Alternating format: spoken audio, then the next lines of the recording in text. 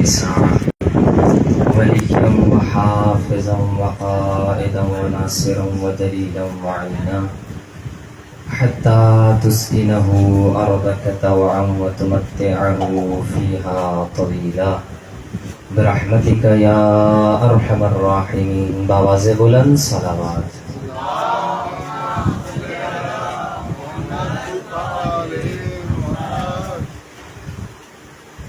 أعوذ بالله السميع العليم من غضب الجبار ومن الشيطان الرجيم.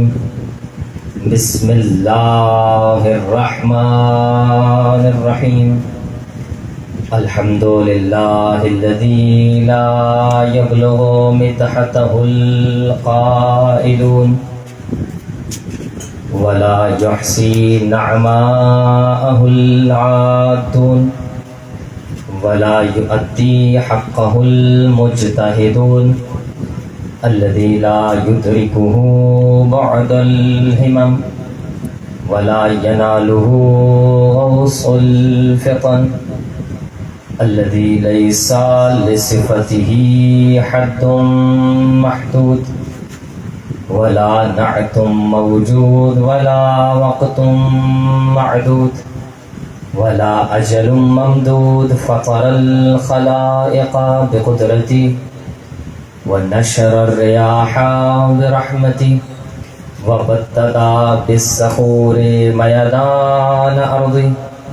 الصلاة والسلام التحية والإكرام على النبي الأمي المكي المدني القرشي الهاشمي أبا القاسم محمد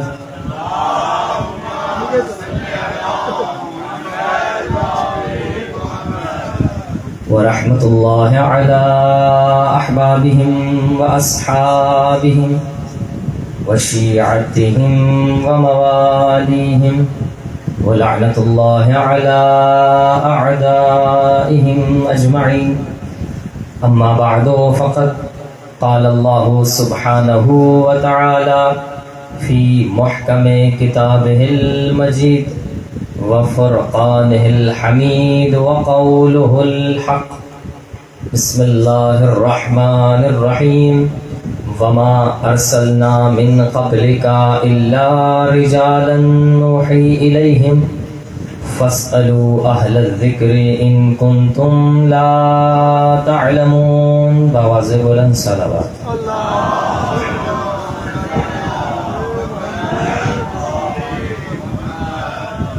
حمد و ثنا ہے اس ذات واجب الوجود کے لیے، وہ ذات جو ذہن میں آتی نہیں، فکر میں سماتی نہیں، الفاظ اس کا احاطہ کر سکتے نہیں، دائرۂ تخیل وہاں تک پہنچ سکتا نہیں، زمانی وہ نہیں، مکانی وہ نہیں، جگہ میں گھرا ہوا نہیں، لائق اشارہ نہیں، قابل تجزیہ نہیں، حلول ممکن نہیں.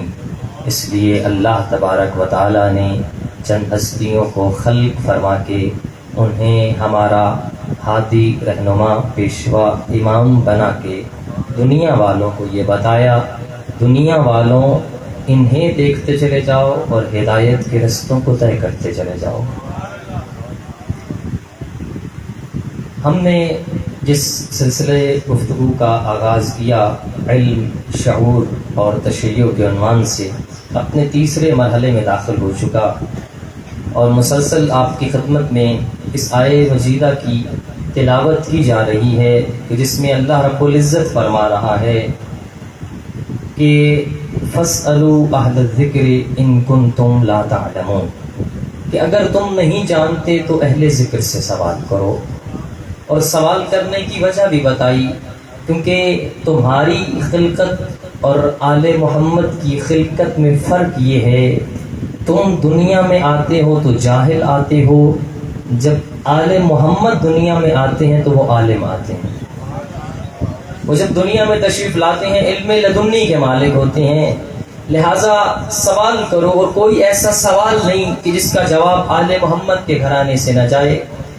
اور ہم جب بھی ان کی فضیلت یا علم کی بات کرتے ہیں تو کوئی فضیلت، کوئی عظمت ہم اپنے پاس سے دیتے ہی نہیں.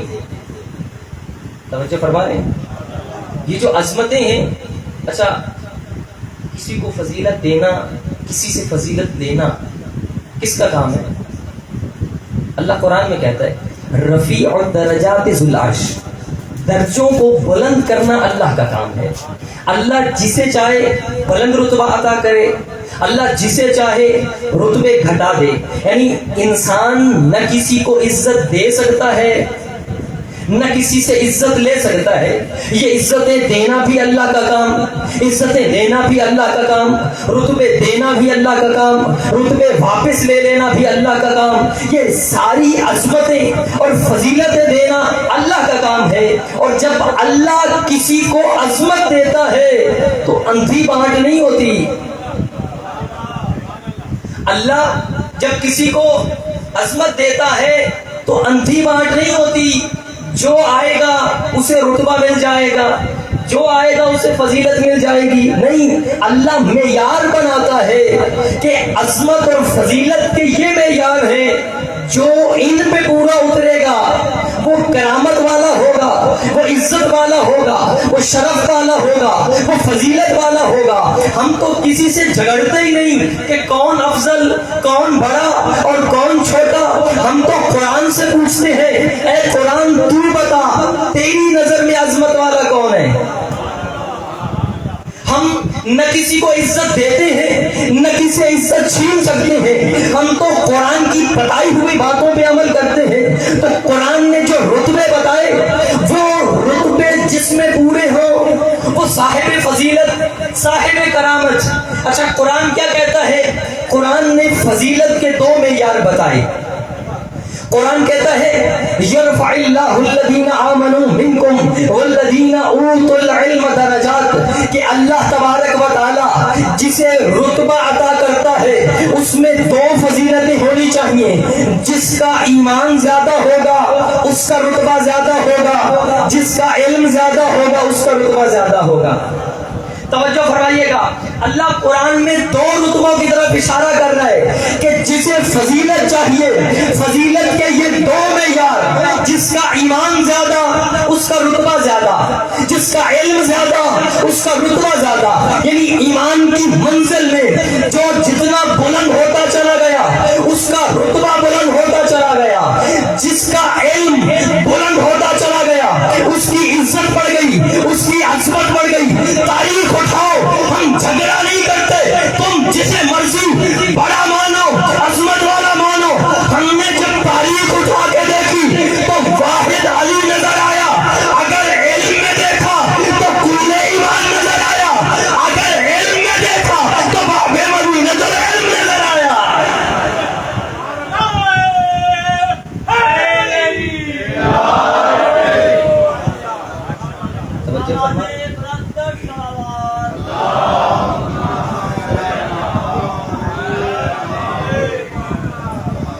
یہ رتبے دینا اللہ کا کام ہے. نہ انسان رتبہ دے سکتا ہے نہ کسی سے رتبہ چھین سکتا ہے. یہ اللہ نے عظمتوں کے دو معیار بتائے.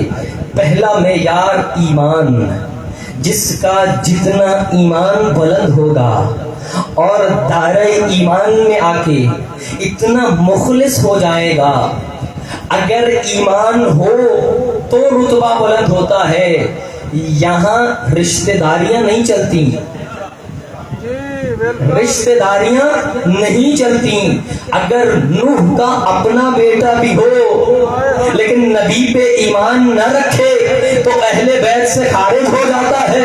قرآن کہتا ہے انہ لیس من اہل انہ عمل غیر صالح، اس کا عمل اچھا نہیں. نوح تیرا بیٹا تو ہے لیکن اہل بیت سے نہیں ہے. اور اگر کوئی ایمان میں اتنا بلند ہو جائے، فارس کا رہنے والا سلمان فارسی بھی ہو تو منا اہل البیت بن جاتا ہے. منا اہل البیت. تو جس کا ایمان زیادہ ہو اس کا رتبہ زیادہ ہوتا ہے. اور ایمان کی کیا تشریح کی ابتدائی اسلام سے پیغمبر کا پہلا کلمہ قولو لا الہ الا اللہ تفلحون، سب سے پہلی صدا جو مکہ کے اندر دی، اے لوگوں جو لا الہ الا اللہ پڑھے گا وہ فلاح پا جائے گا، ایمان لاؤ اللہ پر تو تم کامیاب ہو جاؤ گے۔ اس وقت بھی اللہ پر ایمان لانے کی بات کی کہ ایمان لے آؤ، لیکن ابھی بھی ایمان کی مکمل تشریح نہ ہوئی۔ دعوت ذوالعشیرہ میں لوگوں کو بلایا لیکن ایمان کی تشریح مکمل نہ ہوئی۔ جنگ بدر کا واقعہ آیا، جنگ بدر کا واقعہ ختم ہو گیا لیکن ایمان کی تشریح نہ ہوئی۔ جنگ احد کا معرکہ آیا، جنگ احد مکمل ہو گئی لیکن ایمان کی تشریح مکمل نہ ہوئی۔ جب جنگ خندق کا میدان سجا اور کسی لعین نے آ کر گستاخی کی تو اس وقت رسول نے فرمایا من لہذا من لہذا من لہذا، کون ہے جو اس کی زبان کو بند کرے گا؟ اس وقت جب علی گھوڑے پہ بیٹھے اور ایل لگائی اور مقابلے میں جانے لگے تو رسول نے ایمان کی تشریح مکمل کر کے کہا یہ علی نہیں ایمان جا رہا ہے۔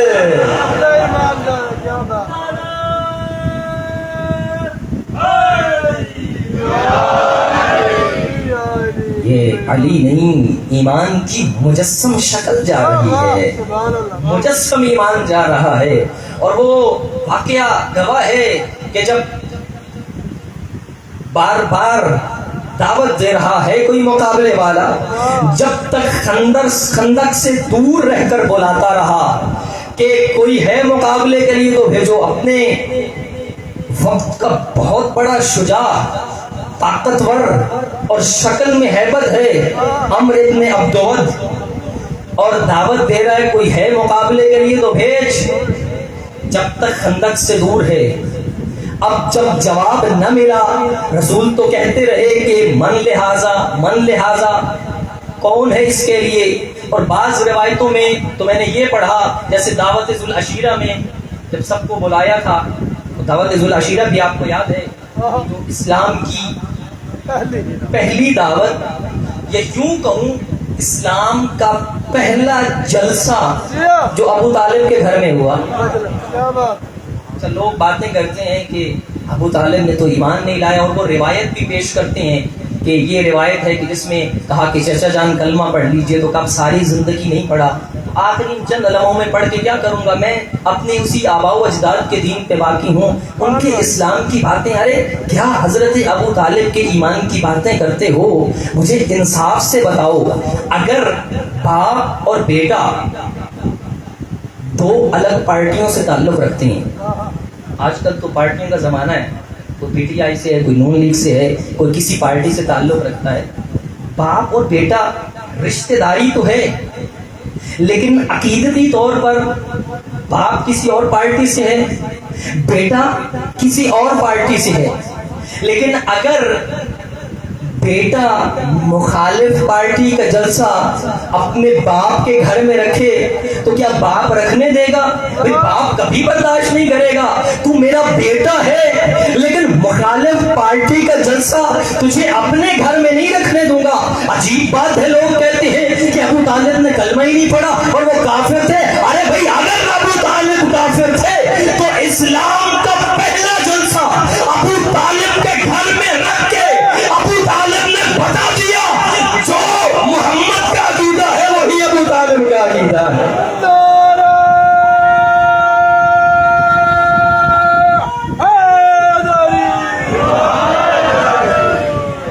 اگر آپ سننے کے لیے آمادہ ہو چکی تو میرا دل چاہ رہا ہے دو جملے مزید حضرت ابو طالب پہ ہو جائیں۔ ایمان ابو طالب کی بات کر رہے ہیں، اور خدا کی قسم یہ آپ نے سنا ہے حضرت خدیجہ کا مال اللہ نے کس قدر دولت عطا کی کہ ملکۃ العرب کہلائی، اور اتنا مال و دولت اللہ نے عطا کیا۔ بعض روایتوں میں یہ لکھا کہ ایک اونٹ مکے سے نکل رہا ہوتا تھا اور دوسرا کسی اور شہر میں داخل ہو رہا ہوتا تھا، اتنی قطار اونٹوں کی ہوتی تھی جو تجارت کے لیے جاتے تھے۔ اتنی بڑی تجارت مکے کی اس سرزمین پر جناب خدیجہ نے کی، اور جب حضرت خدیجہ کے قافلے جاتے تھے تو ظاہر ہے اس زمانے میں ڈاکو بھی تھے، قافلوں کو لوٹ لیا کرتے تھے، سامان سفر کو لوٹ لیا کرتے تھے، تو جناب ختیجہ نے حضرت ابو طالب کو بلایا کہ آج کے بعد یہ قافلے تمہارے سپرد کر رہی ہوں، ان کی حفاظت تیرے ذمے ہے، ان کی حفاظت تیرے ذمے ہے۔ اب حکمت حضرت ابو طالب دیکھیے گا، خدا کی قسم وہ جو لوٹنے والے ہوتے تھے نا، لوٹا کرتے تھے، اور جب سے قافلے کی کمان سنبھالی ابو طالب نے، اور حکمت کیا اختیار کی، حضرت ابو طالب نے مکے کے اندر اعلان کر دیا، اے لوگوں تم میں ہے کوئی جو حضرت ختیجہ سے پارٹنرشپ کرے؟ کوئی ہے جو اپنا مال ملائے؟ جس کے پاس 100 ہے وہ 100 لے آئے، جس کے پاس 1000 ہے وہ 1000 لے آئے، جس کا جتنا مال ہے اپنا مال ختیجہ کے مال سے ملائے، جتنا تمہارا مال ہوگا اتنا تمہیں منافع دیا جائے گا۔ یہ حکمت ابو طالب تھی، وہ جو کل قافلوں کو لوٹا کرتے تھے، اب وہی راہزن تلواریں نکال کے قافلے کے محافظ بن گئے۔ کہتے ہیں بھائی خبردار، کوئی قافلہ نہ لوٹے، ہمارا مال جا رہا ہے، ہمارا بھی اس میں حصہ ہے۔ کیا حکمت ابو طالب ہے، لوٹنے والے آج محافظ بن گئے۔ اور خدا کی قسم کیا وہ قافلہ تھا جو پہلے جاتا تھا، اور اب کی بار جب حضرت ابو طالب لے کر گئے اور ساتھ میں اپنے بھتیجے محمد مصطفیٰ کو بھی لے کر گئے، پہلے جب جاتا تھا تب منافع کچھ اور تھا، اب جب گیا ہے تو منافع کچھ اور ہے۔ اور پھر جناب خدیجہ کا وہ غلام میسرہ بھی ساتھ تھا، جس نے سارے رستے میں دیکھا کہ یہ جو جوان محمد، یہ جو ابو طالب کا بھتیجا ہے، یہ سارے رستے میں کرتا کیا ہے، عجیب منظر اس نے دیکھا۔ اور پھر جب آ کر بیان کیا نا، تو جناب خدیجہ نے خاص طور پر بھیجا کہ جاؤ، جب یہ دوسری دفعہ قافلہ جائے تم نے اس پہ نظر رکھنی ہے۔ یہ کیا کام کرتا ہے، خدا کی قسم جب قافلہ جاتا ہے ہر جگہ دھوپ ہے، محمد عربی پہ ایک بادل نے سایہ کیا ہوا ہے، جا رہا ہے یہ قافلہ۔ اور جب قافلہ واپس لوٹا، کیونکہ کیا کہا جناب ختیجہ نے کہا تھا جب واپس آؤں تو میں نے تجھ سے اس محمد کے عیب سننے ہیں، اس کے قافلے میں کیا کیا عیب تھے، اس نے کیا کیا کام کیا۔ جب میسرہ واپس آیا اور جناب خدیجہ نے پوچھا، اے میسرہ بتا مجھے محمد کے عیب گنوانا شروع کر، وہ کہتے ہیں اے میسرہ عیب گنوا، وہ کہتا ہے بی بی جب یہ چلتا ہے تو دھوپ نہیں ہوتی، بادل اس پہ سایہ کیا، تو اس کی فضیلتیں بتا رہا ہے، اے میسرہ اس کے عیب بتا۔ وہ میسرہ کہتا ہے اور جب یہ چلتا ہے لوگوں کو گرمی میں پسینہ آتا ہے اور پسینے سے بدبو پھیلتی ہے، جب محمد کو پسینہ آتا ہے مشک و عنبر کی خوشبو آتی ہے۔ اے میسرہ میں تجھے کہہ رہی ہوں کہ اس کی عیب بیان کر، تو اس کی عظمتیں بیان کر رہے۔ میسرہ کہتا ہے بی بی تیری عزت کی قسم اللہ نے اس میں تو یہ عیب ہلکی نہیں کیا۔ نعرہ تکبیر، اللہ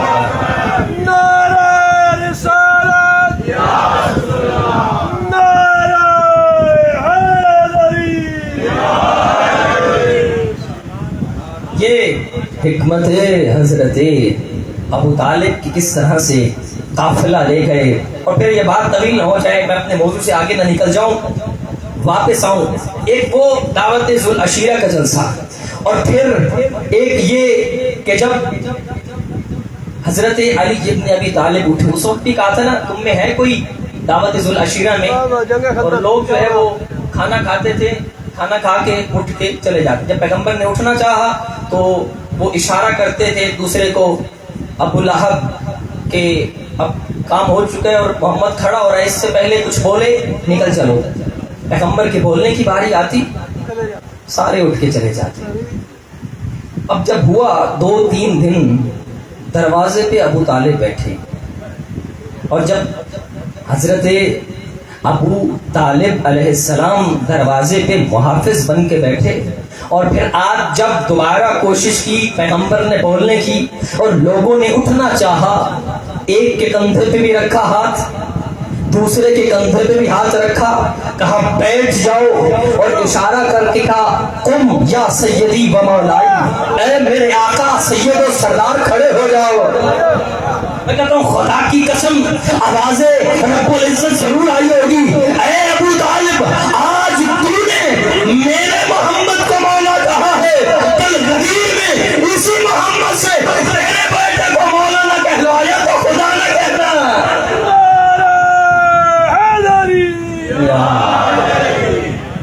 قم یا سیدی و مولائی، کھڑے ہو جاؤ میرے آقا سید و سردار، آج جو کہنا چاہتے ہو کہو۔ آج ابو طالب بیٹھا ہے اور کوئی بھی بات سنے بغیر نہیں جائے گا، اور وہ اسلام کا جلسہ پورا ہوا اور پیغمبر نے کیا اعلان کیا؟ پیغمبر نے اعلان کر کے فرمایا ہے کوئی تم میں سے جو میرے اس کام میں میری مدد کرے تاکہ میں اسے اپنے بعد اپنا جانشین اور خلیفہ بناؤں۔ یہ خلافت کا اعلان تو پیغمبر پہلی دعوت میں کر چکے کہ میرے بعد کون ہوگا۔ اگر کسی کو شوق تھا تو اس وقت کھڑا ہو جاتا، یا رسول اللہ میں آپ کی مدد کرتا ہوں تاکہ میں آپ کے بعد جانشین۔ علی ابن ابی طالب کھڑے ہوئے، پیغمبر نے بٹھا دیا تاکہ کوئی اور ہے پیغمبر کی مدد کرنے والا۔ 3 دفعہ پیغمبر نے بٹھایا مولا علی کو، اور پھر یہی منظر پیش ہوا جس کے لیے میں نے آپ کو روکا۔ جب جنگ احد کی باری آئی اور جنگ احد کے اندر جب کہا من لہذا علی کھڑے ہوتے بٹھا دیتے، کوئی اور ہے من لہذا، جب اس نے کہا نا کوئی ہے، پیغمبر نے علی کو بٹھایا، کوئی اور ہے مقابلے کے لیے، 3 دفعہ پکارا، جب کوئی نہ آیا اور اسے جواب نہ ملا، اس نے خندق پھیلائی، پھیلان کے اور پیغمبر کے خیمے کے پاس پہنچا اور اپنے نیزے سے اور اپنے چاقو سے پیغمبر کا خیمہ چاک کیا اور کہا کہ کوئی ہے مقابلے کے لیے۔ اب پیغمبر کے تیور بدلے، ابھی تک تو پیغمبر کہہ رہے تھے من لہذا من لہذا من لہذا، کون ہے؟ اب جلال بھی آئے اور کہا من لہذا القلب، کون ہے جو اس کتے کی زبان کو بند کرے؟ یہ جملہ دہرانا تھا۔ میں کہتا ہوں عجیب بات ہے، یا رسول اللہ اخلاق عظیم کے مالک ہیں، لیکن کہہ رہے ہیں کون ہے جو اس کتے کی زبان کو بند کرے؟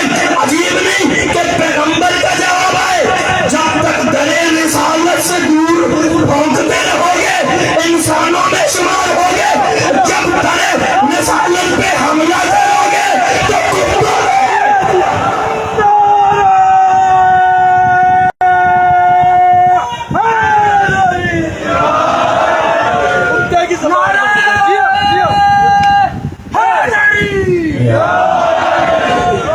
کون ہے جو اس کی زبان کو بند کرے؟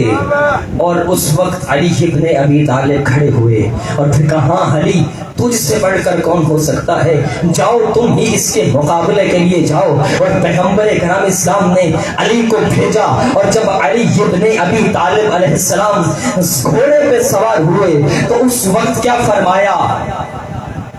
یہ علی نہیں ایمان جا رہا ہے، کیونکہ آج کل ایمان کل کفر کے مقابلے میں جا رہا ہے۔ اور پھر کیسی جنگ کی، ایسی جنگ کی کہ مولا نے پہلے حملے میں ہی اسے زیر کیا اور اس کے سینے پہ سوار ہوئے،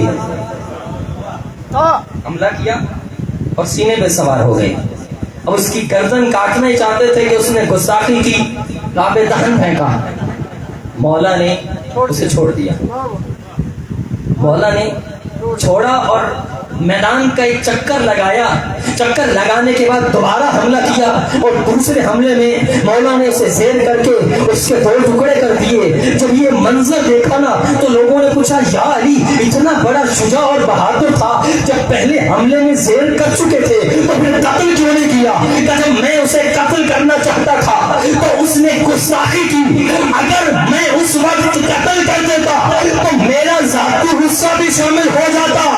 علی یہ برداشت نہیں کرتا، کیونکہ علی جنگ بھی کرتا ہے، اپنی مرضی سے نہیں، اللہ کی رضا کے لیے کرتا ہے۔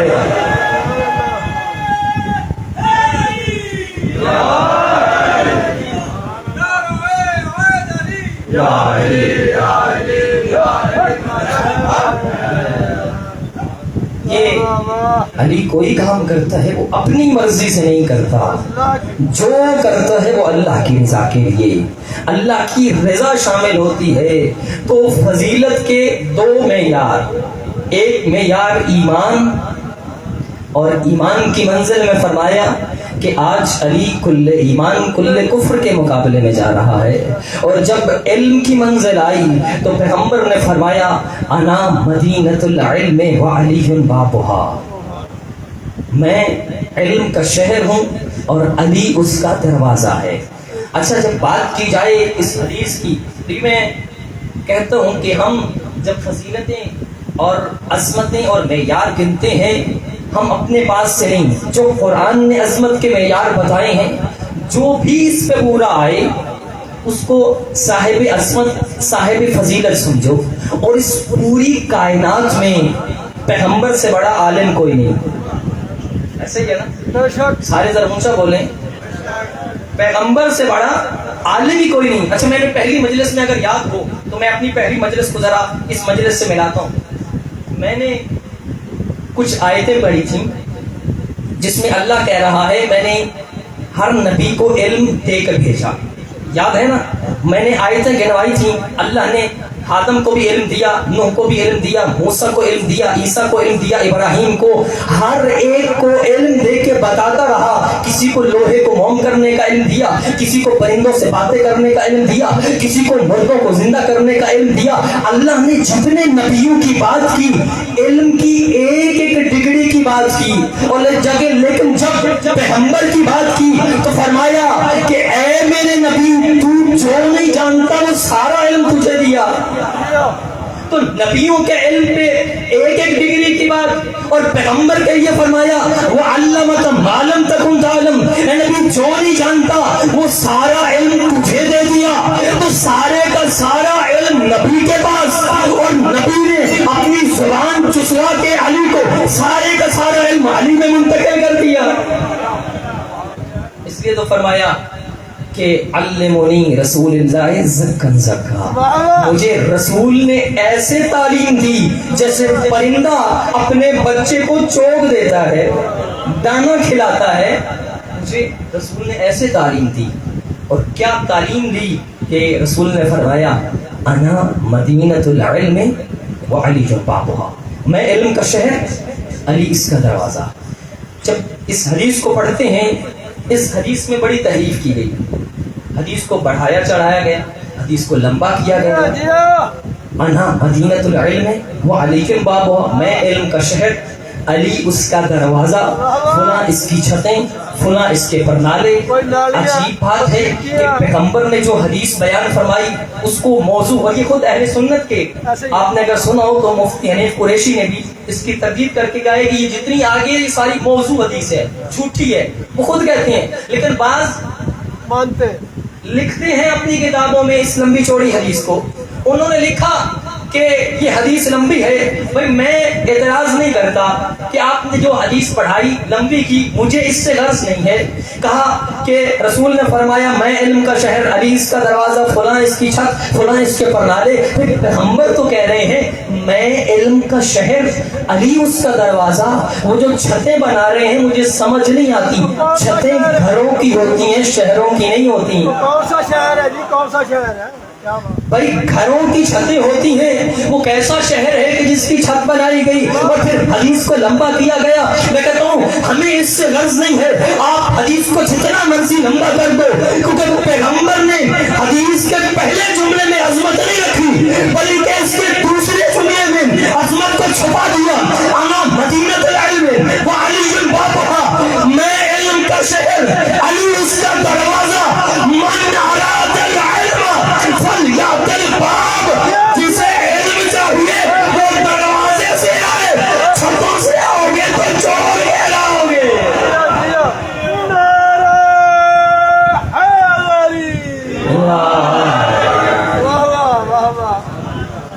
جسے علم چاہیے وہ دروازے سے آئے، دروازے سے سیکھنے جاتا ہے۔ من اراد العلم فلیأت الباب، جسے علم چاہیے وہ دروازے پہ آئے، اور یقیناً جو اس دروازے پہ آ جائے، اور بلکہ میں یوں کیوں نہ کہوں کہ جو آل محمد کے دروازے پہ جتنا جھکتا چلا جاتا ہے اتنا بلند ہوتا چلا جاتا ہے۔ دروازہ ہی ایسا ہے جو یہاں جھکے گا اسے بلندی ملے گی، جو اس دروازے پہ جھکے گا سلمان و منا اہل البیت بن جائے گا، اسے وہ سلمان جیسی عظمت ملے، کیونکہ اس دروازے پہ آ گیا ہے، اور یہ دروازہ علم کا دروازہ ہے۔ اس دروازے پہ جو سوال کرو گے اس کا جواب ملے گا۔ اور میں نے عرض کیا کہ اس کائنات کی سب سے بڑی ہستی جس کے علم کی بات کی جائے تو مصطفیٰ، میرے نبی سے بڑا کوئی عالم نہیں، اور میں پوری کائنات اور تمام عالم اسلام کو یہ دعوت فکر دیتا ہوں کہ اس کائنات میں سب سے بڑی ہستی پیغمبر کی ہے، یا پیغمبر کے بعد کوئی ایسا عالم دکھاؤ،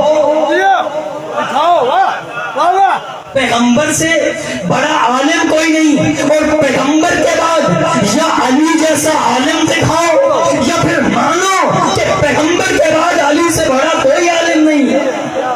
کوئی باتیں ہیں نا، یا تو کوئی متبادل لاؤ کہ جو علی سے بڑا عالم ہو، یا مانو پھر کہ پیغمبر کے بعد علی سے بڑا عالم ہی کوئی نہیں۔ اور ایک لطیف جملہ آپ کے حوالے کر رہا ہوں، اگر آپ کی سماعتیں ساتھ ہوں تو یہ آل محمد اللہ کی وہ مخلوق ہے، وہ اللہ وحدہ لا شریک ہے، تو آل محمد اس وحدہ لا شریک کی وہ لا شریک مخلوق ہے۔ خالق ہونے میں اس جیسا کوئی نہیں، مخلوق ہونے میں ان جیسا کوئی نہیں، معبود ہونے میں اس جیسا کوئی نہیں، عبادت گزار ہونے میں اس جیسا کوئی نہیں، مسجود ہونے میں اس جیسا کوئی نہیں، سجدہ گزار ہونے میں ان جیسا کوئی نہیں۔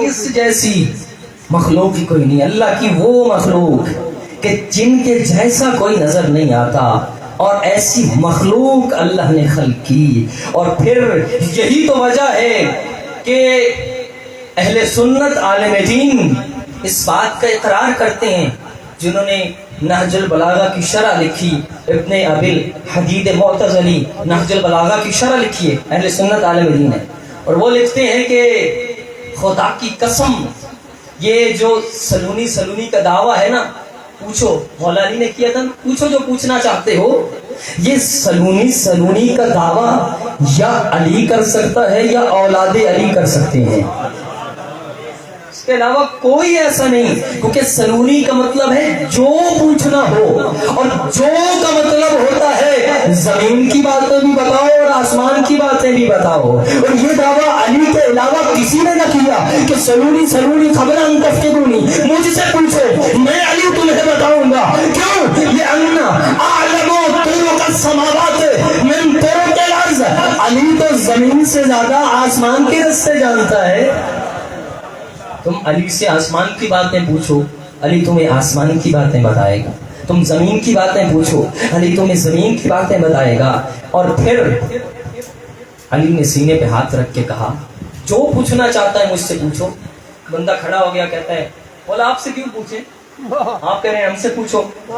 سینے پہ ہاتھ رکھ کے کہا لأن ہا ہونا علم القرآن، کیونکہ قرآن کا علم علی کے سینے میں ہے، قرآن کا علم علی کے سینے۔ اچھا، شخص کھڑا ہوا، بولا آپ نے کہا ہے سلونی قبلا، پوچھو میرا ایک سوال ہے۔ کیا سوال ہے؟ کہا مولا سوال یہ ہے کہ ایک شخص جسے بند کر دیا گیا ہے، آپ نے بھی کہا، کیونکہ مولا رزق کی باتیں کر رہے تھے کہ رزق دو طرح کا ہوتا ہے، ایک رزق وہ جو اللہ نے بندے کے حق میں لکھ دیا ہے، وہ اسے مل کر رہے گا، وہ رزق اس سے کوئی چھین نہیں سکتا، وہ مل کر رہے گا۔ دوسرا وہ جس کے لیے محنت کرنی پڑے گی، کوشش کرو گے تو ملے گا، کوشش نہیں کرو گے تو نہیں ملے گا۔ یعنی آپ اچھا یہ بھی ایک ہے، جب ہم اکثر چیزیں کہتے ہیں نا یار مقدر میں لکھا تھا، ہونا ہے تو ہو گیا، اب کیا کر سکتے ہیں بھائی، اللہ نے تمہارے مقدر میں یہ لکھا ہے۔ اگر ایک بندہ محنت کرے تو اس رتبے پہ پہنچ سکتا ہے، لیکن اگر محنت نہیں کرے گا تو نہیں پہنچے گا. بھئی لکھا ہے تم جا سکتے ہو لیکن مرضی تمہاری ہے, محنت کرو گے تو بھئی دوسرا رزق وہ ہے کہ اگر گھر بیٹھو گے کہ اللہ یہی دے گا, نہ کوئی کام نہ کاج نہیں, پھر رزق نہیں ملے گا. تو رزق کی دو قسمیں, ایک وہ جو آپ کو گھر بیٹھے بھی مل جائے گا جو اللہ نے لکھ دیا, اور دوسرا وہ محنت کرو گے تو ملے گا ورنہ نہیں ملے گا. بندہ کھڑا ہو گیا, کہا مولا اچھا یہ تو سمجھ میں آتا ہے کہ کوشش کرو گے تو رزق مل جائے گا, وہ جو آپ نے کہا ہے نا جو رزق آپ کے حق میں لکھ دیا گیا ہے وہ آپ کو مل کر رہے گا. اگر کسی بندے کو بند کمرے میں قید کر دیا جائے, نہ باہر والا اندر آ سکتا ہے, نہ اندر والا باہر جا سکتا ہے, نہ باہر جانے کا رستہ ہے, نہ کسی سے بات کرنے کا کوئی واسطہ وسیلہ ہے, وہ بند کمرے میں ہے, تو مولا بتائیے وہ جو اللہ نے رزق اس کے ذمے اور اس کے حق میں لکھا ہے وہ اسے کہاں سے ملے گا؟ جب یہ جملہ دہرایا تو مولا نے کہا اگر اس بندے کی موت لکھی ہوئی تو کیا وہ مرے گا یا نہیں؟ تو مولا اگر موت مقدر میں ہے تو یہ مر جائے گا. تو مولا نے کہا جس راستے سے ملک الموت اندر جائے گا وہی سے رزق بھی چلا جائے گا. اللہ نے جو لکھا ہے وہ مل کر رہے گا. تو سلونی کا دعویٰ یا علی کر سکتے ہیں یا اولاد علی کر سکتے ہیں, اور یہ دعویٰ بعد میں آنے والے ایک شخص نے بھی کیا تھا. سلونی قبلا کھڑا ہو گیا کعبے کی دیوار سے ٹیک لگا کے اور یہی دعویٰ کر دیا سلونی قبلا تفقدون, پوچھو مجھ سے جو پوچھنا چاہتے ہو. اور پھر بہت سارے اس سے سوال کیے گئے اور کسی بھی سوال کا جواب نہ دے سکا.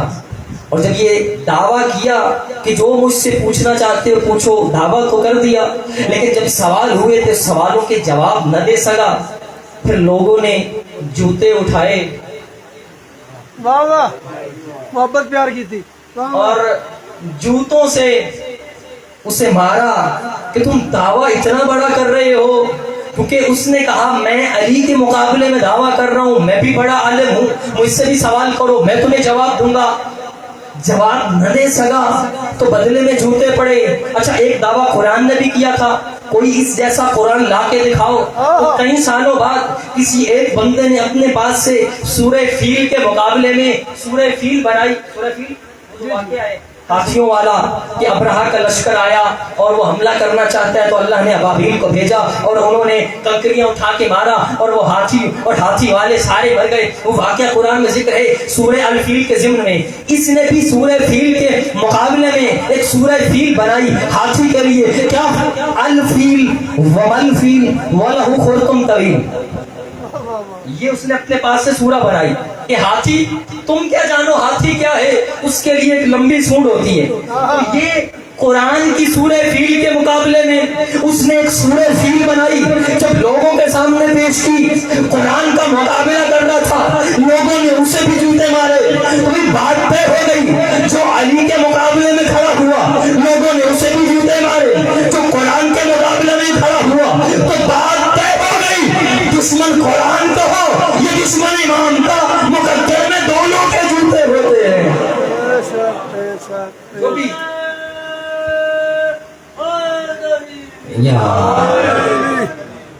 یہ دعویٰ صرف علی اور اولاد علی ہی کر سکتے ہیں. اور اسی لیے تو وہ تفسیر لکھنے والے کہتے ہیں, مفسر قرآن جو تفسیر لکھ رہے ہیں اور نہج البلاغہ کی شرح کی, وہ لکھتے ہیں اگر کوئی غیر مسلم ہم مسلمانوں سے آ کے پوچھے اور سوال کرے کیا تم میں کوئی ایسا عالم ہے جو قرآن ویسے ہی سمجھائے جیسے نازل ہوا ہے؟ توجہ فرما رہے ہیں, جملہ سمجھ میں نہیں آیا. بھئی اگر کوئی عالم باہر سے آئے, ہمارے مذہب کا نہیں ہے, اور وہ پوچھنا چاہتا ہے تم مسلمانوں کی کتاب کیا ہے, ہم کہتے ہیں ہماری کتاب قرآن ہے. تو تمہارے پاس کوئی ایسا عالم ہے جو اس قرآن کو بسم اللہ کی بے سے والناس کی سین تک ویسے ہی سمجھائے جیسے اللہ نے نازل کیا ہے؟ کوئی ایسا عالم ہے؟ وہ کہتا ہے خدا کی قسم اگر وہ سوال کرے تو علی کے علاوہ عالم ہی کوئی نہیں. 14 معصوم سب ہے جی. قرآن کو ویسے ہی سمجھائے جیسے قرآن نازل ہوا. اور یہ کیوں کہہ رہے ہیں؟ کیونکہ ایک بندے نے دعویٰ کیا اور امام حسن عسکری علیہ السلام امام کی ذات پر صلوات پڑھی.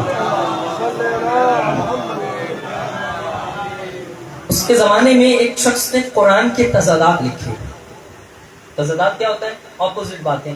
کہا جی میں نے قرآن پڑھا ہے، اسحاق کندی نام ہے، اگر سائنس کے بچے موجود ہیں تو وہ جانتے ہوں گے، یہ وہ ہے جس نے میوزک اور گٹار ایجاد کیا تھا، یہ وہ سائنسدان. تو اسحاق کندی اس نے کہا کہ ایک بہت بڑی کتاب لکھی جس کا نام تھا تضادات قرآن. قرآن کی ایک بات دوسری بات سے نہیں ملتی. اللہ قرآن میں ایک جگہ کچھ کہہ رہا ہے، دوسری جگہ کچھ کہہ رہا ہے، تیسری جگہ ایک بات دوسری بات سے ٹکراتی ہے. اس نے تضادات قرآن لکھے. جب وہ کتاب مرتب کر رہا تھا تو اس کا ایک شاگرد امام حسن عسکری کا چاہنے والا تھا. وہ جب آیا امام کی خدمت میں تو امام نے کہا کہ تمہارا استاد کیا کرتا پھر رہا ہے؟ چاہنے والا مولا کا تھا. تم جو اس کے پاس جاتے اسے بتاؤ کہ تم قرآن کے تضادات کیوں لکھ رہے ہو. کہ مولا وہ استاد ہیں، میں اس سے کیا کہہ سکتا ہوں. کہا اچھا اسے رد نہیں کر سکتے، صرف اس سے ایک سوال پوچھنا. توجہ فرمائیے گا. مولا نے جو سوال پوچھا کہا تم اور کچھ نہیں، بس اس سے جا کے یہ ایک سوال کر دینا. کہا مولا کون سا سوال؟ کہا اس سے جا کے اتنا کہنا. اچھا سوال سے پہلے میں ایک جملہ سمجھانا چاہتا ہوں تاکہ بات آسان ہو جائے. اچھا میں کوئی تحریر لکھتا ہوں اور تحریر لکھ کے حوالے کر دیتا ہوں آپ کو، آپ اسے پڑھتے ہیں اور لوگوں کو بتاتے ہیں. ہو سکتا ہے میں نے جو اس میں لکھا وہ آپ کو سمجھ میں نہ آیا ہو اور آپ مرضی کا مطلب بتا رہے ہو کہ فلاں مولانا نے یہ کہہ رہے ہیں. میں کہوں گا بھائی بندہ بات سن، میں نے جو لکھا ہے نا میرے کہنے کا مطلب یہ نہیں جو تو سمجھ رہے ہیں. توجہ فرما رہے ہیں. میں نے جو لکھا اس کا مطلب وہ نہیں سمجھائے گا، کیونکہ میں نے لکھا ہے تو میں خود بتاؤں گا کہ یہ میں کیا کہنا چاہ رہا ہوں، میں کیا سمجھانا چاہ رہا ہوں. اور قرآن ہے اللہ کی کتاب. تو امام نے کہا وہ جو یہ لکھ رہے قرآن کی ایک آیت دوسری آیت سے نہیں ملتی، اس سے جا کے فقط اتنا کہنا کہ تو جو قرآن کے تضادات لکھ رہا ہے، جو تو سمجھانا چاہتا ہے، کیا پڑھنے والے وہی سمجھ رہے ہیں؟ جو تو لوگوں کو سمجھانا چاہتا ہے کیا تیری بات سے لوگ یہی سمجھیں گے؟ اس نے جا کر جب سوال کیا حیران ہوا اور حیران ہو کے کہا مجھے یہ تو بتا یہ کس نے سوال کیا ہے؟ اس نے کہا یہ میرا سوال ہے. اس نے کہا ہو نہیں سکتا، جو بات تیرے استاد کے ذہن میں نہیں آئی وہ تیرے ذہن میں کہاں سے آ گئی؟ تو جب سوال کی بات آئی تو کہا یہ امام حسن عسکری نے سوال پوچھا ہے. جب امام کا نام آیا تو قدموں میں بیٹھ گیا اور کہتے ہیں اللہ عالم حیث یجعل رسالتہ، اللہ بہتر جانتا ہے اپنی رسالت کو کہاں رکھنا ہے، بہتر جانتا ہے اپنی رسالت کو کہاں رکھنا ہے. سوال کیسا امام نے کیا اور پھر امام کے اس سوال کے بدلے میں اس نے اپنی ساری کتاب جلا ڈالی. کیا اس سے مطلب کیا سمجھ میں آیا کہ جب ایک عام بندہ کوئی کتاب لکھتا ہے تو وہ لکھنے والے کے سمجھائے بغیر سمجھ نہیں آتی. تو قرآن اللہ کا کلام ہے، بغیر سمجھانے والے کے کیسے سمجھ میں آئے گا؟ تو گویا کوئی مولا نے یہ بات ثابت کر دی کہ جب قرآن اللہ کا کلام ہے تو پھر اسے وہ سمجھائے گا جس نے نازل کیا یا وہ سمجھائے گا جس پہ نازل کیا؟ قرآن وہی سمجھائیں گے کہ جن پہ اللہ نے قرآن کو نازل کیا، اور قرآن کی باتیں بھی وہی سمجھائیں گے. اور پھر یہ جب بھی جہاں بھی موقع ملا قرآن کو سمجھایا، قرآن پڑھ پڑھ کے بتایا. پیغمبر نے قرآن پڑھ کے لوگوں کو سنایا، علی ابن ابی طالب نے قرآن پڑھ کے سنایا. جناب سید نے قرآن کی آیتیں پڑھ پڑھ کے لوگوں کو بتائی. وہ جو اتنا بڑا خطبہ فدق ہے اس میں کیا ہے؟ کبھی پڑھا اس کو؟ بی بی سیدہ سلام اللہ علیہ نے قرآن کی آیتیں پڑھ پڑھ کے لوگوں کو بتایا. لوگوں شاید تم کسی اور راستے پہ جا رہے ہو. اور کون جناب سیدہ آج جو کہ میرا دل چاہ رہا ہے 2 جملے اس بی بی کی شہادت کی عرض کیے جائیں تو میں مقدمتاً کچھ جملے عرض کرنا چاہتا ہوں اس بی بی کے. توجہ ہے نا حضرات کی؟ قرآن کی آیتیں پڑھ پڑھ کے بتائیں کہ قرآن کیا کہہ رہا ہے. اے لوگوں آؤ ذرا قرآن میں فکر کرو.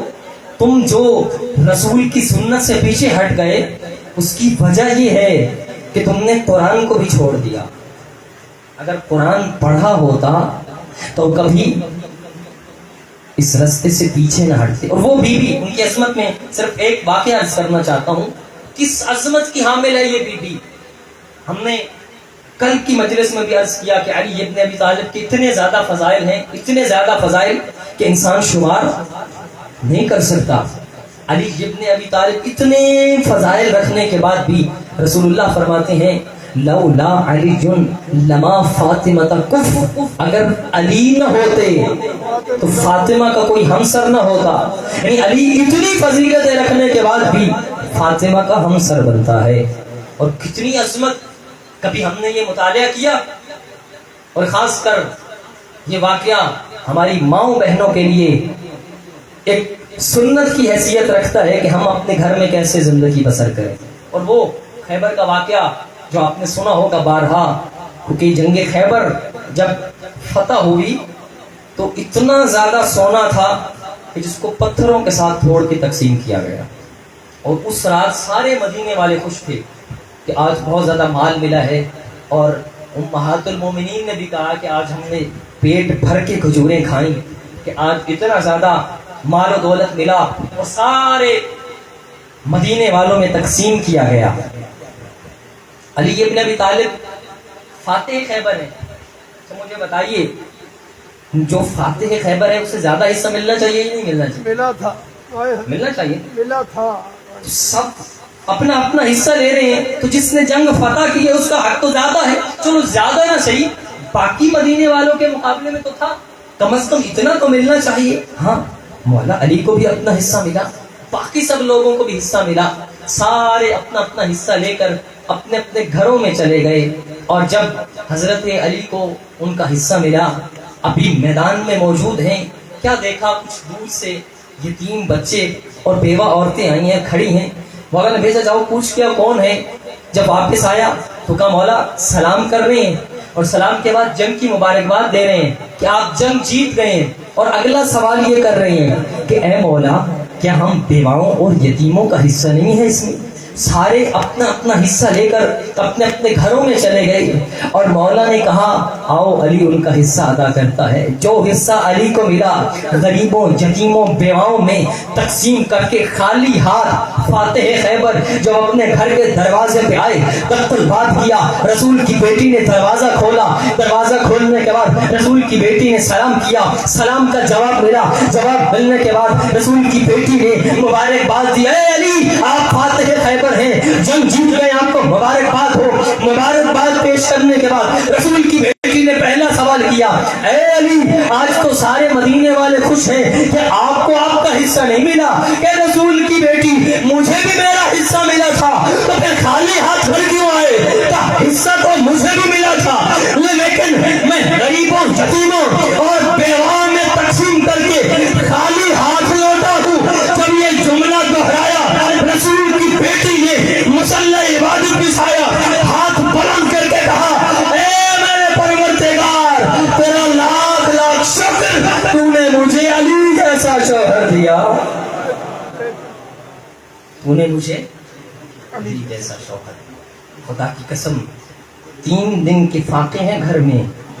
حسن و حسین جیسے بچے پیاسے ہیں لیکن اپنی پیاس اور بھوک کی فکر نہیں ہے.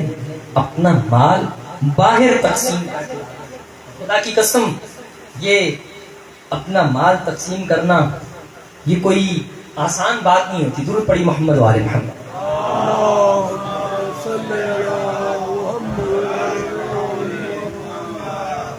اگر دنیا کی کوئی اور عورت ہوتی اپنے مرد کا گریبان پکڑ کے پوچھتی ضرور کہ تیرے بچے گھر میں پیاسے اور بھوکے ہیں اور تو اپنا باہر سخاوت کر کے آ گیا ہے. لیکن یہ تربیت تھی رسول کی بیٹی کی. اور خدا کی قسم جب نکاح ہوا تھا تو رسول اللہ نے ایک ہی بات کی کہ اے فاطمہ کبھی علی سے کوئی فرمائش نہ کرنا. کیا تربیت تھی. اور خدا کی قسم ساری زندگی علی یہی حسرت کرتے رہے اے رسول کی بیٹی تو نے تو آج تک مجھ سے کچھ مانگا ہی نہیں. علی کا دل چاہتا ہے فاطمہ کچھ مانگے اور میں اسے عطا کروں.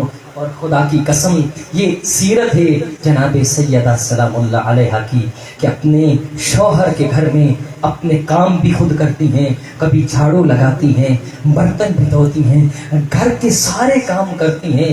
سارا دن گھر میں کام کر کے رسول کی بیٹی تھکی ہوئی جب رات کا وقت ہوتا تھا نا دنیا کی باقی عورتوں کی طرح مصلی عبادت بند کر کے بستر بچھا کے سوتی نہیں تھی بلکہ اپنے بستر کو بند کر کے اور مصلی عبادت بچھا کے ساری دن میں کام کرتی اور ساری رات نمازیں پڑھتی. امام حسن فرماتے ہیں ما زالت امنا قائمتن وراکعتن وساجدتن. میری ماں ساری رات عبادت کرتی رہتی, کبھی رکوع کرتی کبھی سجدے کرتی. اور روایت کہتی ہے اتنی دیر تک رسول کی بیٹی کھڑی رہتی تھی. امام حسن کہتے ہیں میں نے اکثر نماز فجر کے بعد اپنی ماں کے پاؤں سے خون نکلتے دیکھا ہے. یہ جملہ جب آیت اللہ مشکینی نے لکھا, آیت اللہ مشکینی روئے اور رو کے کہا یہ جو جناب سیدہ کے پاؤں سے خون نکلتا تھا نا اس کی دو وجہ ہو سکتی ہے. ایک وجہ تو یہ کہ رسول کی بیٹی کافی دیر تک کھڑی رہتی تھی اور دوسری وجہ یہ کہ رسول کی بیٹی نازک بڑی تھی. اجرکم علی اللہ. خدا آپ کے آنسو کو قبول کرے. آپ کا ایک قطرہ بھی آپ کی نجات کا سامان ہے. اور ہم نے سارے محرم میں جناب سیدہ کو حسین کا پرسہ دینا ہے نا. آج دل چاہ رہا ہے کہ سیدہ کا پرسہ حسین کو بھیج کرے کہ اے حسین آپ کی ماں کا پرسہ آج آپ کی خدمت میں پیش کر رہے ہیں. خدا کی قسم روایت کہتی ہے اگر زہرا زیادہ دیر کھڑی ہو جائے تو پاؤں سے خون نکلے. اللہ جانے کئی گھنٹے دربار میں زہرا کیسے کھڑی رہی اور یہ کہتی رہی اور میں اپنا حق لینے آئی ہوں اور جواب یہی ملا اے زہرا تو بھول گئی ہے اور سند کے ٹکڑے کر دیے گئے.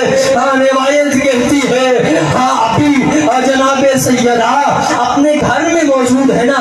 ابھی تو رسول کو گئے ہوئے کچھ دن ہی ہوئے تھے نا اور سیدہ اپنے گھر میں ہے اور شاید کوئی میرے بھاپا کا پرزہ دینے آئے گا. ہاں لوگ آئے اور زہرا کو پرزہ دینے اور لیکن خالی ہاتھ نہ آئے. ہاتھوں میں لکڑیاں ہاتھوں میں آگ اٹھائے اور زہرا کے دروازے میں آئے. اور یہ وہ دروازہ تھا اور جہاں جبرائیل رک جایا کرتا تھا اور آیت تطہیر کی تلاوت کرتا تھا اور تک الباب ہوا تالی کو باہر بھیجو اور نہیں تو ہم دروازے کو آگ لگا دیں گے. اور یہ جملہ کہنا تھا اور سیدہ نے کہا علی قرآن جمع کرنے میں مصروف ہے ابھی علی باہر نہیں آ سکتے. اور جب اسرار بڑھا زہرا کے دروازے کو جلا. اجرکم علی اللہ. خدا آپ کے آنسوں کو قبول کرے. جب اسرار بڑھا تو زہرا کے دروازے کو آگ لگا دی گئی. ابھی تو دروازہ جل رہا تھا اور دروازے میں لوہے کی میخیں لگی ہوئی تھی. جب یہ دروازہ جل چکا لوہے کی میخیں جل چکی. روایت کہتی ہے ایک شخص نے دروازے کو ایسے ٹھوکر ماری کہ زہرا کو دیوار کے درمیان آ گئی. اور میں نے ایک اتنی سخت روایت پڑھی سن سکو گے عزاداروں صرف دروازے کو دھکا نہیں لگا اتنی زور سے دروازہ مسئلہ. راوی کہتا ہے اتنی زور سے دروازہ لگا میں نے زہرا کی پسلی ٹوٹنے کی آواز بھی. اجر अजरकुम अल्लाह जज़ाकुम रब्बुकुम। ज़हरा का पहलू जख्मी हुआ, हड्डी टूट गई। खुदा की कसम मैंने पढ़ लिया, तुमने सुन लिया। कभी उस डॉक्टर से जाके पूछो ना, जो हड्डियों का डॉक्टर होता है, वो बताता है कि ये जो हड्डी होती है ना, अगर पहलू की हड्डी टूट जाए, जब इंसान सांस लेता है तो तकलीफ होती है, इंसान उठता है तो तकलीफ होती है, इंसान बैठता है तो तकलीफ होती है। अल्लाह जाने टूटी हुई पसलियों के साथ और 75 या 95 दिन कैसे जिंदा रही। हाँ, रसूल की बेटी, इसलिए तो ज़हरा कहती थी और सुब्बत अलैया मसाइबन अलवन्नहा और सुब्बत अलैयाम और सिरना अलैया। ओ बाबा, तेरे जाने के बाद और ज़हरा पे इतनी मुझे अजरकुम अल्लाह। खुदा की कसम एक रिवायत सुनो और मुझे इजाजत दे दो। कितनी सख्त रिवायत है ये।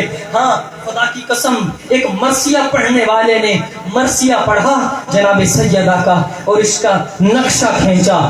कैसे? जनाबे सलमान मोहम्मदी जो दरे ज़हरा पे हमेशा मौजूद रहा करते थे, सुलैम बिन कैस हिलाली रिवायत नकल करते हैं। वो कहते हैं जब ये वाक़या हुआ मैं मदीने में मौजूद न था। जब मैं वापस मदीने में आया और मैंने लोगों से वाक़या सुना, आला सुलैम क़ुल्तु सलमान हल दखलू वलम यकु इस्तिज़ान फ़क़ाल व इज़्ज़तिल जब्बार मा अला ज़हरा मिन ख़िमार। वो सुलैम बिन कैस हिलाली रिवायत करके कहता है, वो कहता है ए सुलेमान, जब ये वाक़या हुआ मैं मदीने में न था, मुझे ये तो बता, मैंने लोगों से सुना है कि लोग ज़हरा के घर में बगैर इजाज़त दाखिल हो गए थे। जब ये जुमला कहा और सलमान सारों कतार रोया और रो के कहता है ए सुलैम, तू इस बात पे रो रहा है कि लोग ज़हरा के घर में आए? अरे रोने की बात तो ये है जब लोग ज़हरा के घर में आए और ज़हरा के सर में जान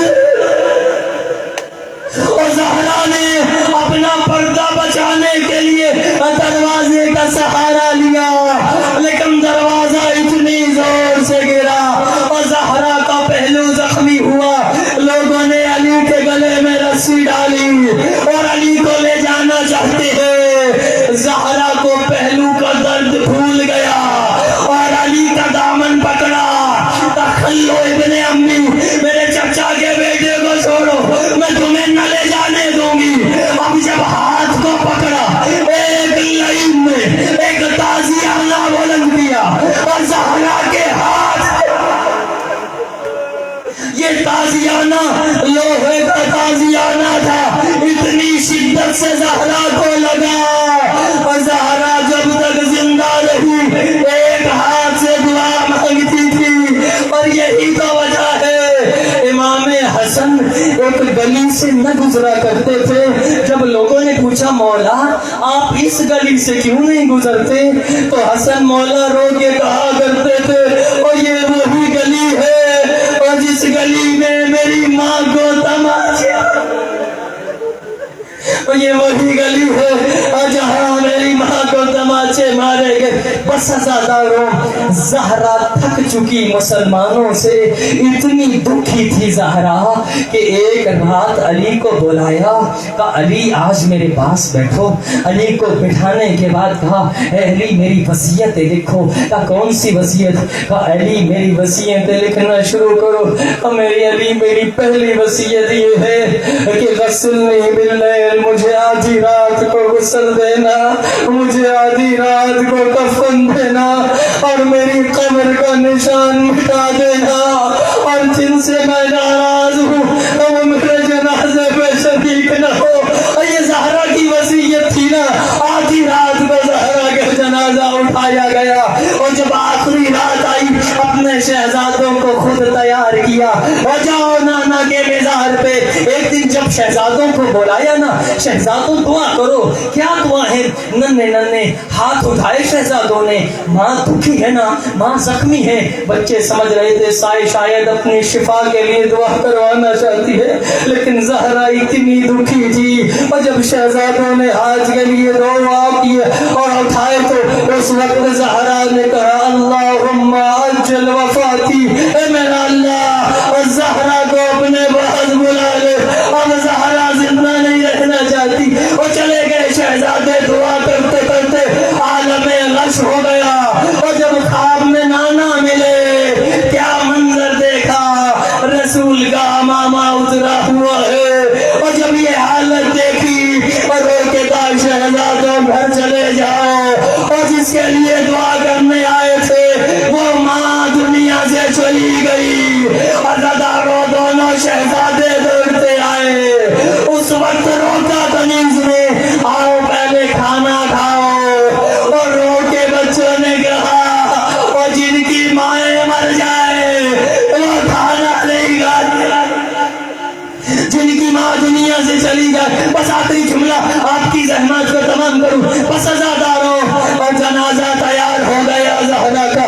علی نے آخری ندا دی, آؤ میری اولاد. اور زینب ام کلثوم اپنی ماں کا آخری دیدار کرو. اور زینب بھی آئی, ام کلثوم بھی آئی. نہ آیا تو حسین نہ آیا. پکار کے کہا, اور جب تک ماں نہیں بلائے گی اور میں نہ آؤں گا. یہ جملہ کہنا تھا. علاوی کہتا ہے ابھی جملہ ختم ہوا تھا, کفن کے بند ٹوٹے. آؤ میرا غریب بیٹا, آؤ میرا پیاسا بیٹا, اپنی ماں کے گلے میں بازو ڈالے. آتے پہلے پیچھے آواز آئی, اے علی اپنی اولاد کو زہرا سے جدا کرو. آسمان کے فرشتوں نے تسبیح چھوڑی. آخری جملہ میں کہتا ہوں, ہائے مولا حسین آپ کی اچھی قسمت, ماں کا جنازہ اور باپ بڑی محبت سے جدا کر رہا ہے. ہائے 10 محرم حسین کا لاشا 4 سال کی سکینہ اپنے بابا کے لاشے میں گرتی ہے. شمن تماچے مارتا اور سکینہ رو کے کہتی یہ کہاں کا انصاف, بابا بھی میرا تماچے. اللہ لعنت اللہ.